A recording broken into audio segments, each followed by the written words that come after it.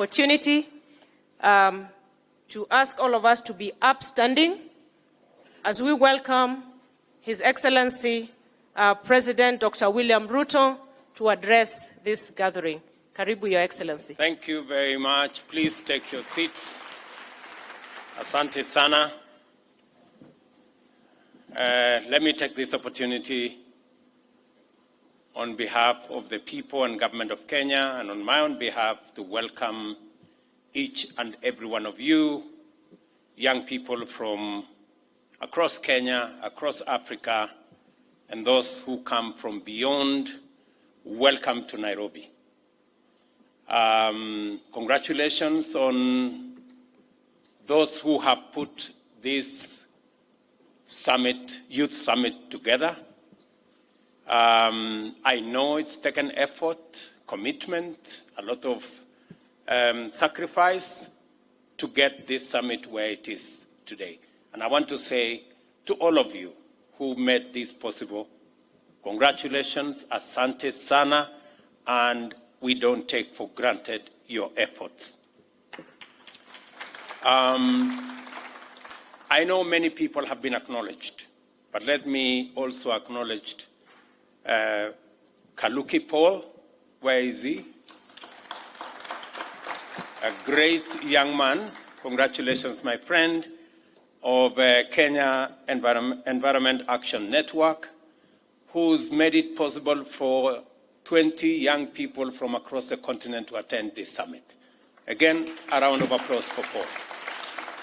Many, like Paul, are making a difference in our continent and speaking to the urgency of where we are today in the context of climate change. 2 months ago, under the Eiffel Tower, I called upon the youth of the world to join us in Nairobi to champion the global climate positive growth agenda. Witnessing brilliant young minds from across our youthful continent showcasing climate solutions that stand just an investment away from monumental scalability and impact brings me tremendous joy. I witnessed some of them when I was walking in here, and it confirms to me that indeed the possibilities of the future are immense. When I see what the young people are doing, the innovations, under very difficult circumstances of limited financing, limited support, and what they are achieving gives me great confidence that climate change is a challenge that we will overcome. Standing at the center of this amphitheater, with Kenya nearly equidistant from the north and southern parts of Africa, I know that I am positioned at the heart of Africa, representing the leaders who welcome young people from every corner of our continent. This can only be a testament to Africa emerging as the leader in driving the global shift towards climate action. I urge you, young people from our continent, to take action. Let us initiate this transformative shift together. Africa's youth, in my very honest opinion, are solution-oriented.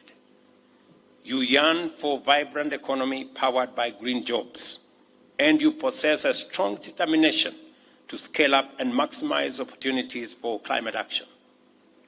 With the convening of the Africa Youth Climate Assembly, you have fought your way to the table. And let me tell you that it is the same fight that we are pushing, that the continent of Africa must never continue to be the continent that is a victim to climate change, the continent that complains, the continent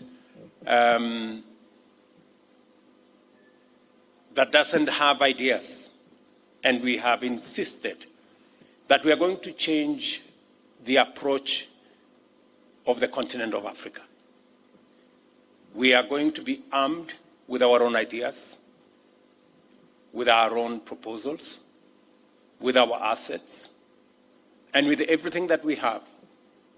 And we are going to find our way to the table.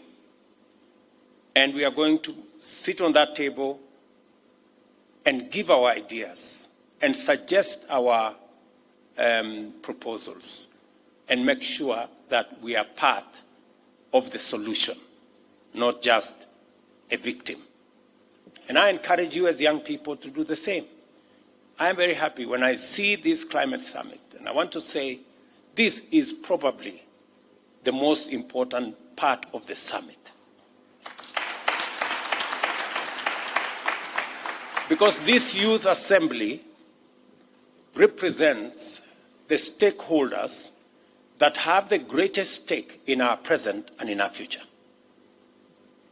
And because climate change threatens our present and our future, there is no solution that can be found if we do not involve and engage the people who have the greatest stake in our present and in our future.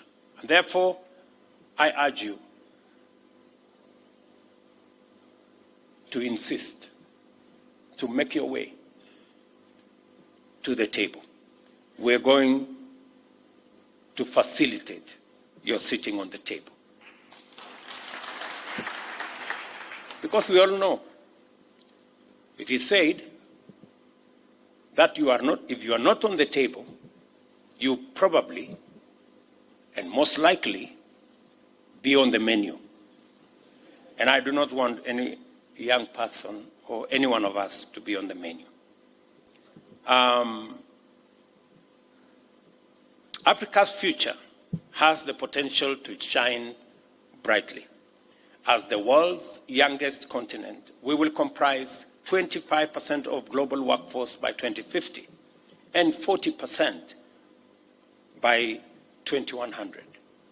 This immense energy, power, and entrepreneurial spirit can revolutionize not only our continent, but also the globe.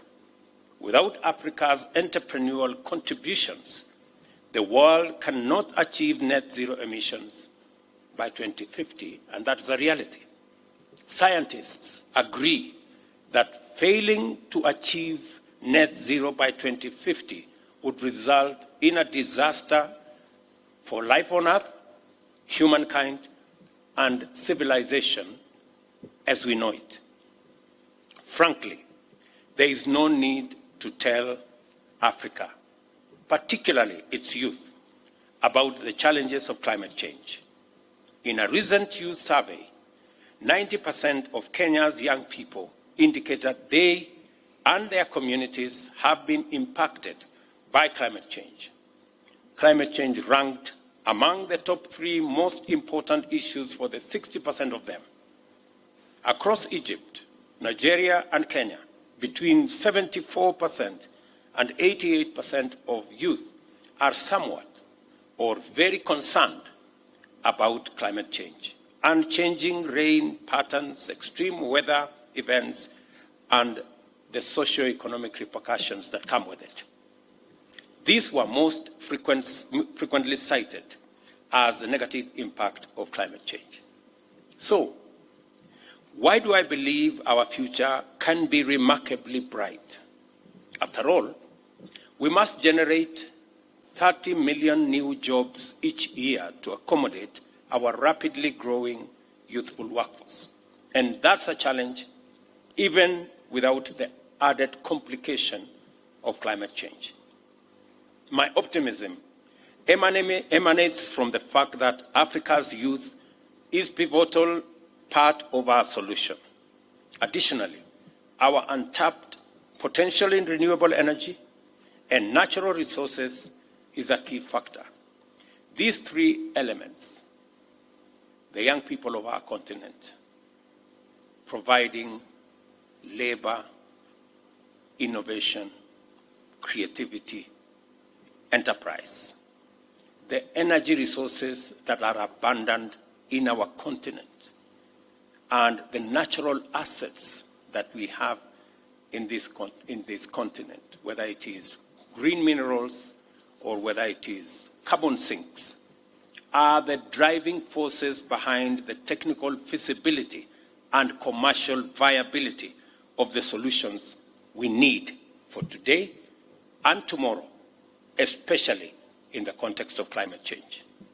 These solutions will safeguard our natural carbon sinks, transition our consumption to be greener and decarbonized, not only in Africa, but also globally, and implement large-scale carbon removal. Africa has the capacity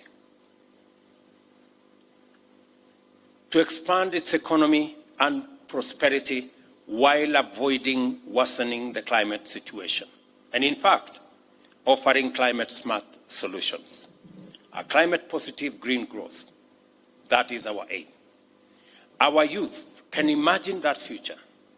You signal that if climate action can enhance livelihoods and support families, you will stand behind it and support it.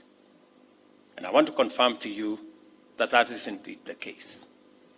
Over the next few days, Africa and global political leaders, investors, industry leaders, and scientific experts will explore how Africa can harness its potential to play a pivotal role in the global fight against climate change. We will also focus on how we can achieve equitable and sustainable prosperity for all by seizing these opportunities. To turn this vision into reality, Africa's youth is front and center. I eagerly anticipate learning from you about the ongoing initiatives and innovations, as well as the support you require. As we engage with various stakeholders and decision makers, it is crucial for us to understand what you and other youth across the globe need in order to shape and accelerate these opportunities. Let us now work on accommodating your dreams, an economic future painted green and brimming with boundless potential for collective climate action solutions. Your dreams of climate action are too vast to be contained.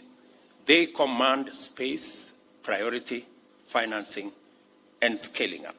And I was very happy to listen to the youth envoys and the young people who have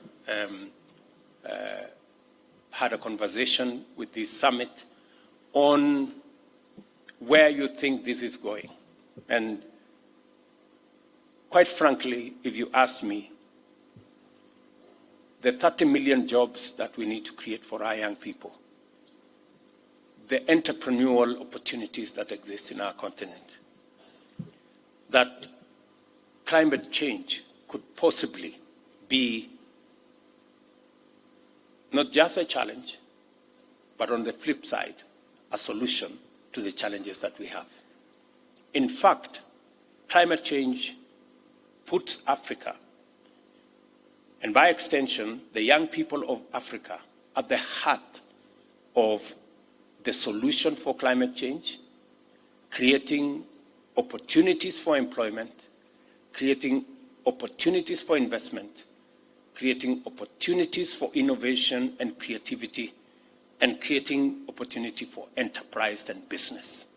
And the people who have the greatest stakeholders in those opportunities, and we are going to be presenting Africa as a continent that is coming with opportunities.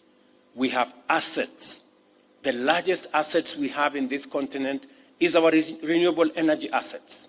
We have the greatest potential of green assets in the renewable energy space in Africa. We have the largest assets of green minerals that can be used to leverage on the green potential that exists. We have the largest, in probably two-thirds of the largest, two-thirds of Africa's uncultivated arable land. And we have the jewel, the young people of our continent.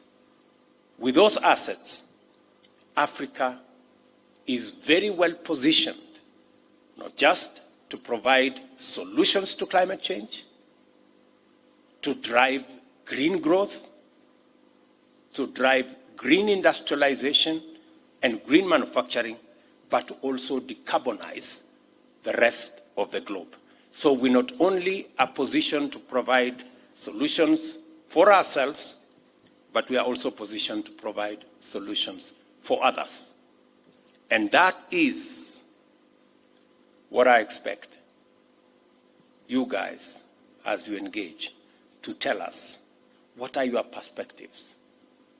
What are your thoughts? What are the new ideas? And how can we together take this forward? Your engagement paves the way and inspires us to do what we must. We rely on your entrepreneurial spirit, your capacity to innovate, and your courage to challenge us, your political leaders, to do that which is right. Demand accountability from us. Demand that we give priority to green growth as a way of attracting investments, building skills, creating and supporting opportunities, and providing market access for your innovations, for your enterprises, for your businesses, and for everything that you do. I am looking forward to coming here on Sunday. You have 3 days to think, to interrogate, to share ideas, to canvass positions, so that, as I said, we can use this very important sector of our climate summit, the Youth Summit, to inform the final declaration of the African position. And I want to guarantee you that it will be left, right, front, and center in our declaration.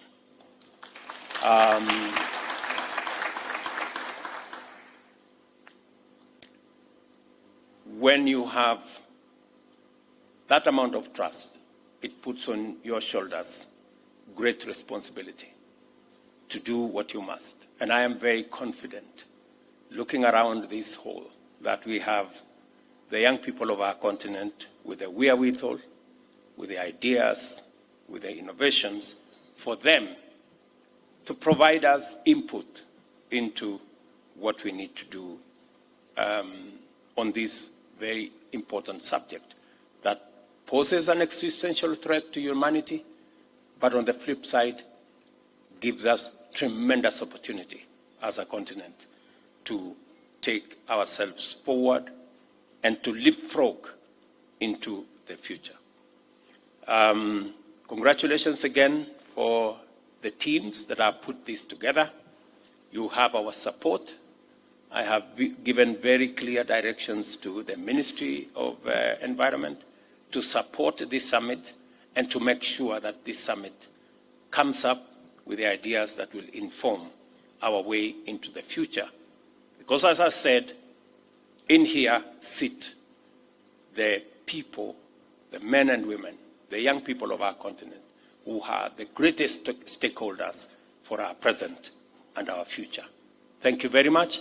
Congratulations, and see you on Sunday.